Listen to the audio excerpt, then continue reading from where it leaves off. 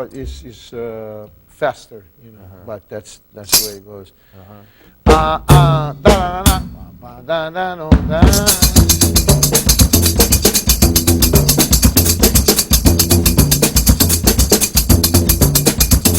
So it's like 1, 2, 3, 4.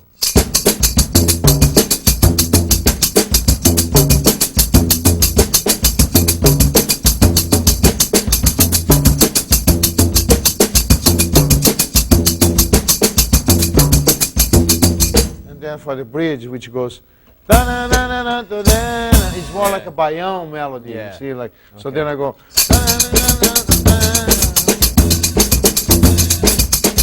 which is not a baiao really, because if it was baiao, it was like,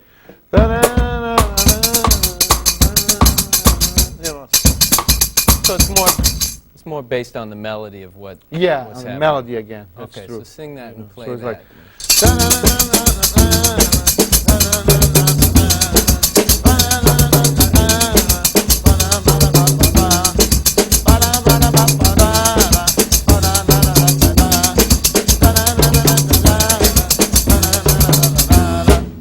See, that's the way it goes. And then back to the samba. Yeah. And then I change like. Ba ba ba ba da. Oh no. Ba da da da. Right. Again, right? Right. It's nice to put those little breaks in your tunes, your arrangements, because that gives you another chance to get your other sound source. Yeah, Pick it's up another true. stick. Actually, we do it many times. We do it purposely. We have to have Have a something break. so Gary can change, you know, from saxophones to keyboards and press 4 buttons there, you know. Right. And you know, meanwhile, we just go shh, blang, blang, blang, do do do, boom, boom, blah, ba da, bam, bam, ba da. 1, and then it's ready. Rest. You know, it's the same thing to me Yeah. and to José. Sometimes José has to change his, you know, things, Right, pedals right, and things. right. So Now- we do rehearse like that. Yeah. Now, when Flora is not singing and comes back and plays shaker, does that change what you're playing at all? That's all orchestrated and thought out too, right? Yeah, but you know, Flora actually, she's. You don't have to tell Flora, you know, like you play this, you play that, because she's pretty good on it. She's good on it. Actually, on Return to Forever, she was the percussionist there. I was playing trap drums. See, people they hear the percussion in those records, you know, Light as a Feather and Return to Forever. They think it's me playing percussion, but it was Flora. Wow. See, yeah. So it was I was recorded playing- at the same time? It was live? Yeah, it was live. Airto, can you take us on a tour of your table? Yeah. Can you begin Oh, with the my. different like ride sources that you have? You play a lot of things from your drum setup, which we'll get into. Yeah. But you can use your right hand on the cymbals, hi-hat, and then move it over, and you've got cowbells and this very unique tambourine type Right. situation over here. Well, you see, the conception is when you pick something up, let's say this, the shaker, right? And you play the shaker. And then you pick another shaker up and you go, right? So it's nothing else you can play because your hands are taken, both Right. hands. So I wanted to play more sounds always, right? So what I did actually is to set up almost like a drum set, okay? And then I can play with sticks. And then the first thing, when I was playing with Miles Davis actually on the 70s, I was just putting my instruments in the floor, okay? And I would sit on the chair and pick them up and play. And which, you know, worked out well with that band. But then if you're playing also the groove, okay? You know, how can you keep the groove and play all the colors and everything? It's kind of hard. So then I adopted a table, a small table. And then the second thing, Peter Engelhardt, which is a friend of mine, that he makes all this stuff here. You know, he's a metal sculptor and instrument maker. So Peter built a table for me, like a special table, nice. It was not even this one; it was an older one. And I put a bass drum under it. you know, so it was like I had the bass drum finally, and then I could hit all these things, and little by little, I set up, it's almost like a small drum set here. See, because over here I have the cymbals, let's say. Okay? Even though it's a much funkier sound than a cymbal. That Peter made? Yeah, this he made a long time ago. Actually, this was, if not his first instrument, it was one of the very first ones. Really? And actually, he just came to see me in Berkeley another day, and he was like, "Oh, you still have that," you know. So it was something I like this because it's got a good sound, and it's, you know, pretty funky, right, natural, even though it's metal. And I can hit this, you know, like real hard, and never breaks.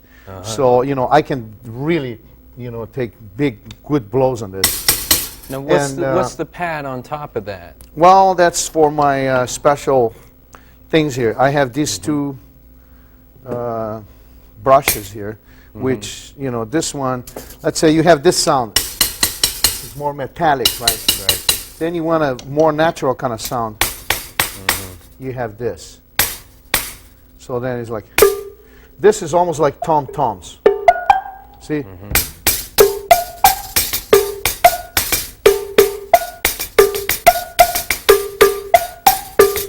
Like I did a tour with the Crusaders. I mean, I did many tours with them. Right. The Jazz Crusaders or the Crusaders, whatever.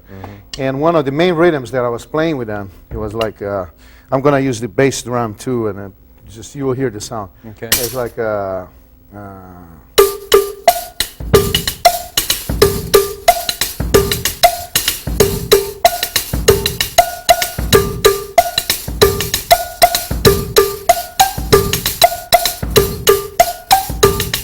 so I am actually using this as a cymbal or a hi-hat. Hi-hat, yeah. And this as tom-toms. You see? That's a tom-toms too. And this is like some effect, some crazy kind of cymbal. So, you know, you go.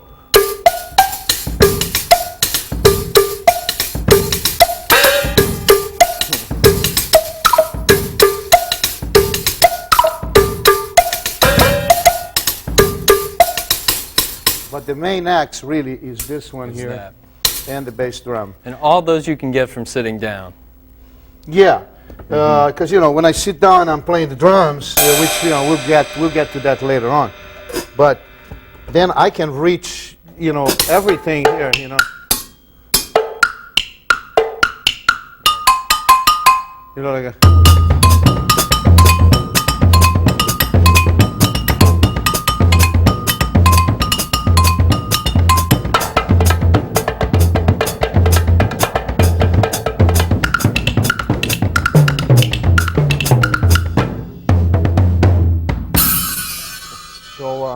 You know, and I can play this. I can even reach as far as here and here. And see? You also write on, these are also Peter's. Yeah, I write on this. You write too. on the springs. Yeah.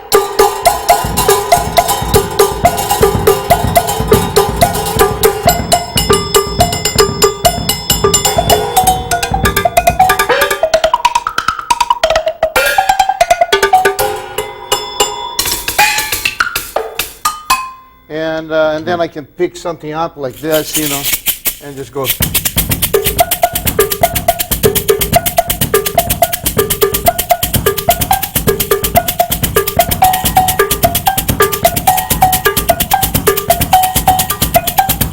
Those are different patterns, you know, yeah. Or something like this, you know, go.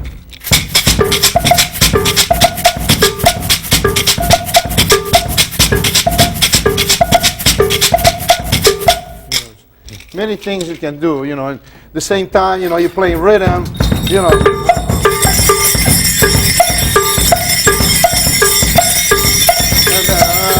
And you put it down, you know, I never put these things down like this.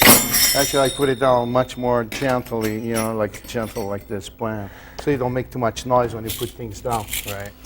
And I kind of, what I do, I keep an eye on everything that is on the table. I know exactly where they are. Right.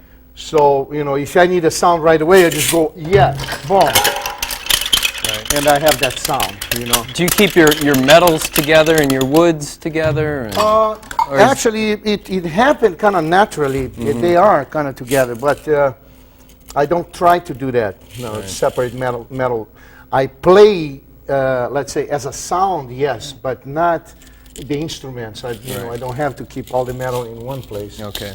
But you're right. You know, it's kind of they're concentrated right here. Now, the one thing that I've noticed when we were setting up yesterday, you've got all these things on tape. There's tape underneath. That's the key to letting them vibrate and sound, and also keeps them in place from it's running true. around. I mean, listen to this cowbell here. It's a full, nice, full sound, right? Now, okay, you take this and you put it down. See?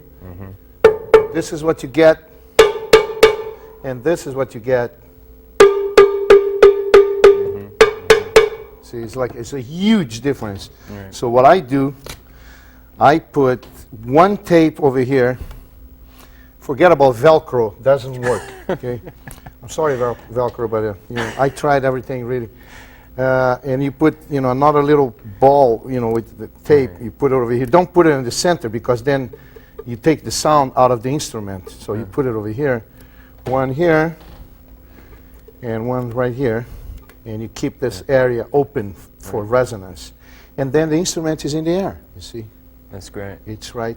It's suspended. That works kind better for you than having the things mounted and Yeah. rods and all that.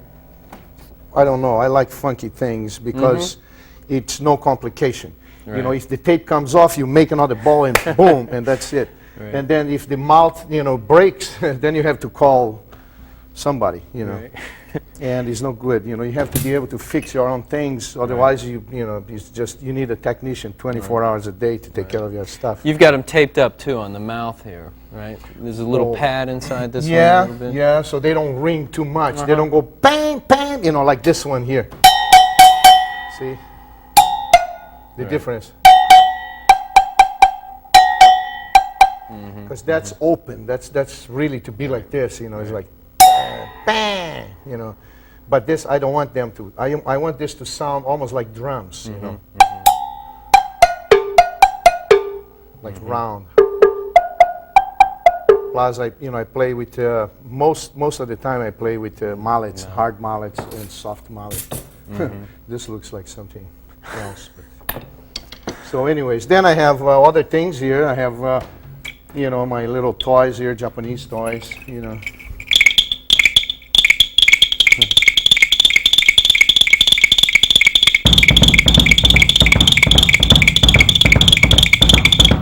You can play anything like tak chicka tak chicka tak chicka tak chicka. You can go as an effect, or you can play rhythm.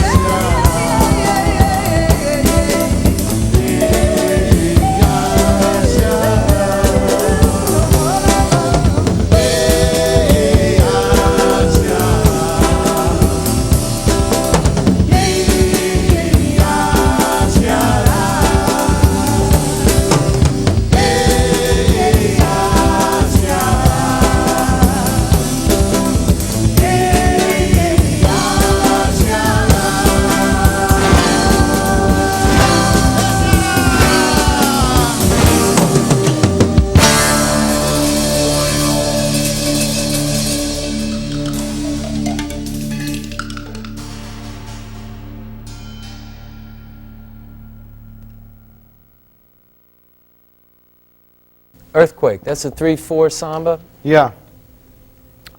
First, let's talk about the bass drum. It doesn't have to play anything like you're not in 7, so there's not an extra single or something in there. It can just keep floating along. Da-doom, da-doom, da-doom. But where would the accent be? 1, 2, 3.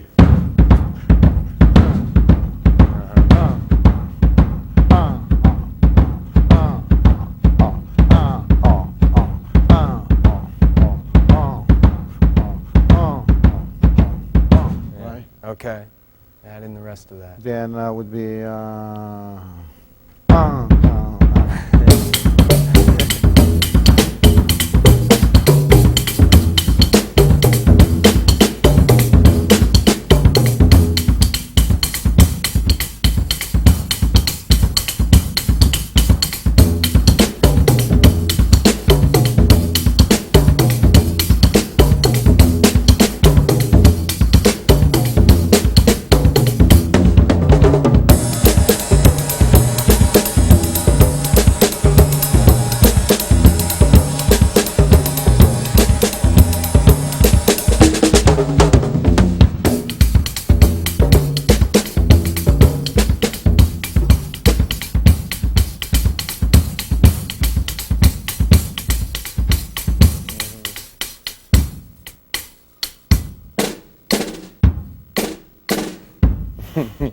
Yeah, the right hand has a specific ride pattern that's in 3/4, so that helps outline where the phrase is. That's real nice.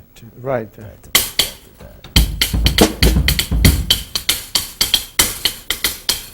Yeah. Now, what about the tom patterns? Are those based on anything in particular, or are those just melodic phrases that? Well, it's based in the tune, actually. You see, it goes. You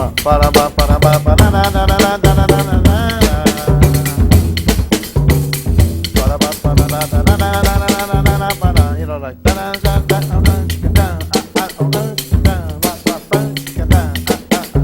It's almost the same phrasing as the tune, but not quite the same. So it will carry the rhythm, you know, the pattern. But in reality, it's based on the tune, that particular part of the tune. When you create these tunes with the band, do you start, what do you find first? Like a ride pattern that goes along with the bass drum, and then you start improvising different things? Or? Yeah. What happens is, as they try the harmony of the, you know, and different beats too, I mean, because everybody has to figure out what they're going to play. Right. And the way we rehearse with the band, with this band, actually, is we create the music together. We are all there all the time. It's like we don't write it, you know, write the music down and then come to the rehearsal and try. You know, here's you don't the do demo that. tape. Yeah. Yeah. So we just get, okay, how are we going to do the introduction for this thing? You know. So José has many ideas, you know, and we kind of pick them and, you know, and come up with something else, and so Flora has her own ideas, you know, about the singing and phrasing and many things. So we work together. So I have to fit every part of the tune. I have to have a good beat for it. You see, that's a very hard. Not a very hard. That's really beautiful. I really enjoy to do that. Actually, I was going to say that is hard, but it isn't. You see, I like to rehearse sometimes more than I like to play. Not most of the time, of course, because when you play for the people, it's a different thing. Because it's purely creative? Yeah, because then you get into this space that, you know, you have so many ideas and you are open. You see, your spirit is open for the energy to, you know, to come, you know, and express, you know, itself. And so this energy brings, you know, different ideas, you know, great ideas. Sometimes from a little tune we make like a great tune because of the arrangement, you know. And it's really interesting to work like that. So I have to have a pattern or something worked out for every part of the tune. Even though it's the way we play them, the way the band plays and Flora sings and everything, it makes it lose some ways. You know, if I don't go exactly like, you know, if if I go like,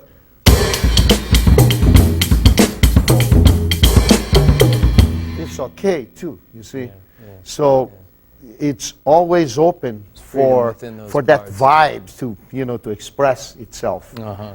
And at the same time, it's an arrangement that is pretty solid. If there was somebody just playing bass, not keyboard bass or José's guitar or something, would you play any differently in these? Yes. Uh-huh. Yes. Mm-hmm. Probably then I would be playing.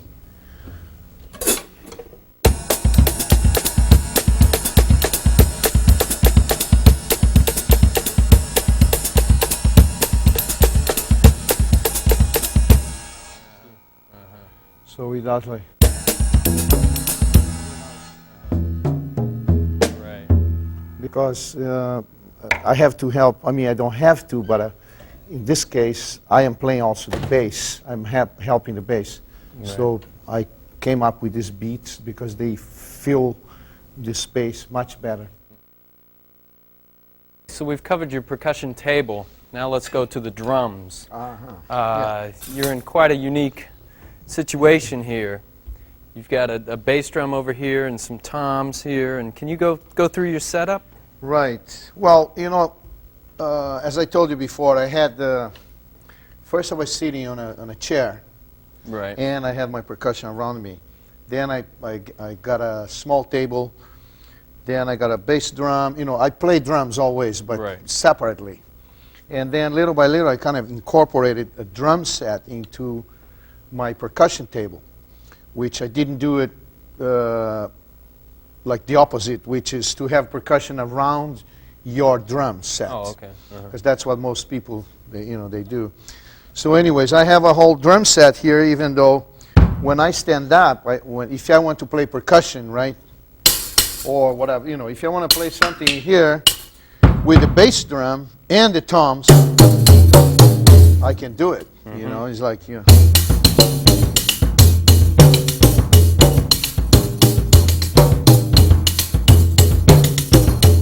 right? And then I can just go,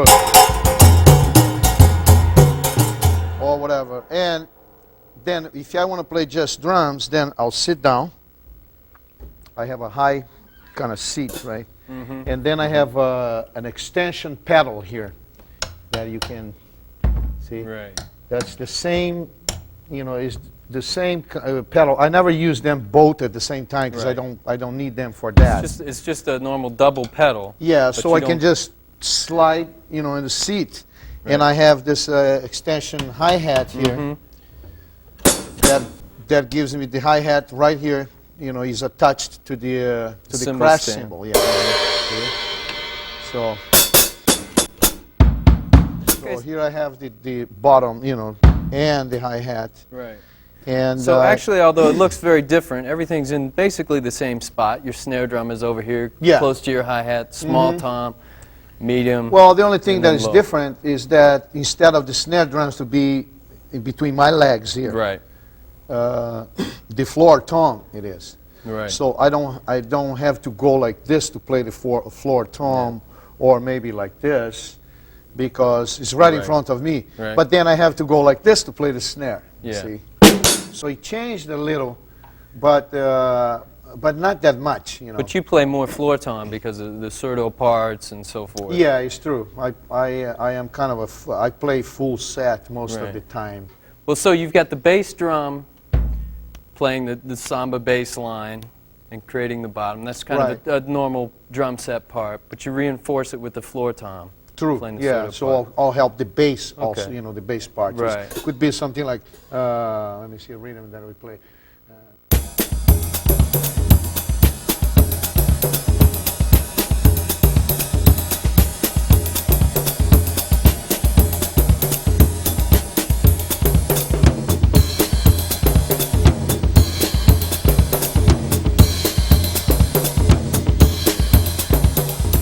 Like no matter what I play up, like I always I go back to, because that's is to reinforce the bass.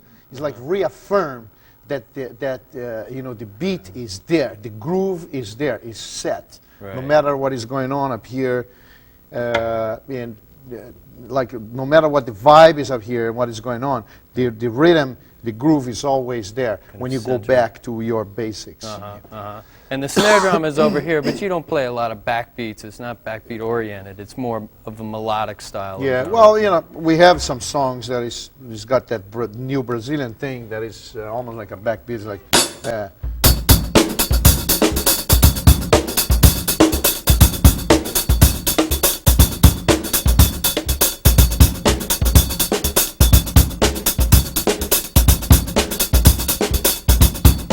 that's almost like a backbeat thing.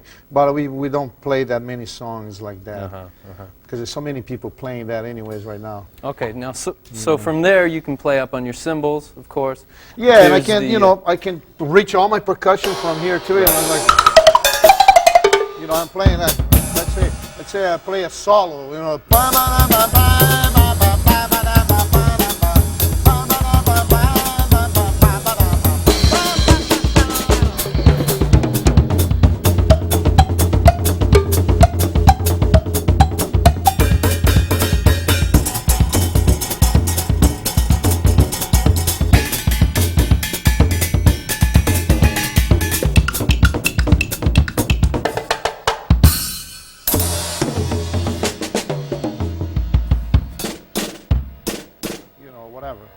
So I can have like full percussion and a gong, and at the same time I can have the drum set, you know, which is very practical. I think, you know, it's something that, you know, if I had never done this, I would do it if I see somebody doing it. You know, because I think drummers, they have to know more about percussion. And percussion is the same way, vice versa, because you see, in order to really, you know, like the drummer is the pilot and the percussionist is the co-pilot, right? Something like that. And if the co-pilot doesn't know what the pilot knows, then they cannot navigate the plane real good and steady, you see. Because, you know, if I don't know what the drummer is going to play when he goes for it, I have to know what he's going to do already before he does. If I don't know, then I just keep playing something that is not going to fit, you know, with what he's going to do, and vice versa. You know, if the percussionist is grooving real hard, then the drummer should be playing more tops, you know, more like that. You know, the drummer doesn't have to be going. So it's almost like, it's really like working together and sharing. Trying to be aware and to create some contrast in what's going on. Yeah, exactly. To create the contrast and to understand each other. You see, like a percussionist now, you know, being a percussionist now is very nice. It's a nice thing, you know. When I grew up, a percussionist was the guy that helped the drummer, you know, to set up the drums and everything. And we were rhythmists. We played rhythm. You see, we were called rhythmists. The percussionists were the people who played in symphonic, you know, like classical music. And they, you know, they could read and they could play everything, all the classical stuff. So those were percussionists. We were rhythmists because we played rhythm. So it was all, you know, it was almost like, okay, go get some hamburgers for us, you know, and beer, you know, whatever. So, but now it's different, you know, being a percussionist, it's real good, you know, these days, because every band that you see, they have 1, 2, or 3 percussionists, you know, in rock and roll and everything, you know. It's a lot of bands, they have percussionists these days, and that's why it's very important for you to know exactly how to complement the drummer.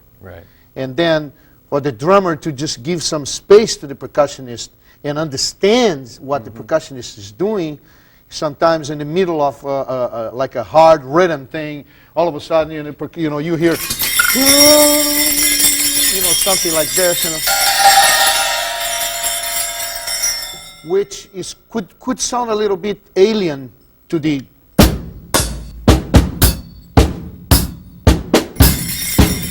You know what I mean? But then, if you are open and you understand what he's doing, then it will sound good. Because the vibe will be good. And when the vibe is good, the music sounds good. And there's no doubts about it.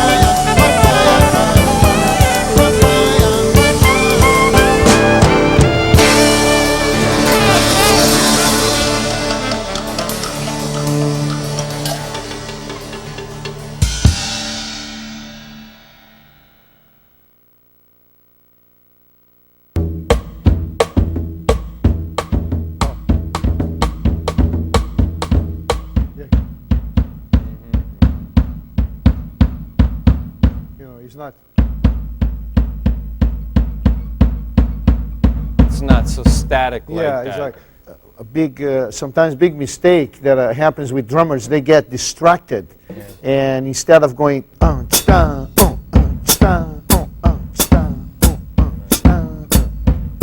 they go,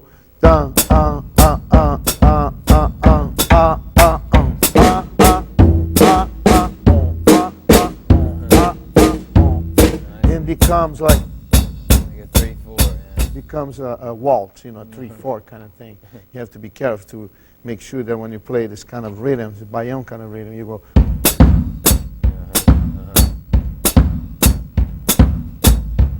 So it's like dum dum dum gum gum gum. You know, it's like open.